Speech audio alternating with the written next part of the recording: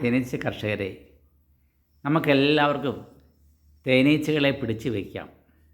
നമ്മൾ ശുദ്ധമായ തേൻ ലഭിക്കും. ഒരു തേൻ സീസൺ പറഞ്ഞാൽ ജനുവരി തൊട്ട് ഏപ്രിൽ വരെയുള്ള കാലഘട്ടങ്ങളാണ്.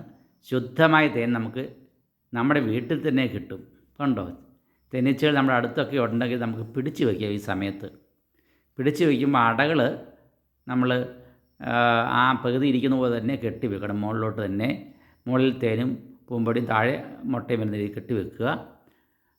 നടുക്കോട്ട് നമ്മുടെ കൂട്ടിൽ നിന്നും ഒരു നല്ല അട, തേനും പൂമ്പൊടിയും തേനും പുഴുവൊക്കെയുള്ള മുട്ട സമാധിയൊക്കെയുള്ള ഒരെണ്ണം ഈച്ചയില്ലാതെ നടുക്കോട്ട് ഇട്ട് കൊടുക്കുകയും ചെയ്താൽ തേനീച്ചകൾ ഇരിക്കും. 100% ഇരിക്കും, പോകത്തില്ല. ഇതുപോലൊരു സ്റ്റാൻഡും വേണം. കണ്ടോ, ഈ സ്റ്റാൻഡിൻ്റെ പ്രത്യേകത കണ്ടോ, നല്ല ബലമായിട്ട് പ്ലാസ്റ്റിക് ഇട്ട് നനയാതെ കെട്ടി വയ്ക്കണം. അതുപോലെ തന്നെ അടിയിലൊരു കണ്ടോ, ഏറ്റവും അടിയിൽ കണ്ടോ ഒരു കപ്പ്. അത് സാധാരണ കപ്പല്ല. സാധാരണ കപ്പിനൊക്കെ 10, 15, 20 രൂപയാണ്. ഇത് വെറും വാട്ടർ ബോട്ടിൽ കണ്ടോ. ഈ വാട്ടർ ബോട്ടിൽ നമുക്ക്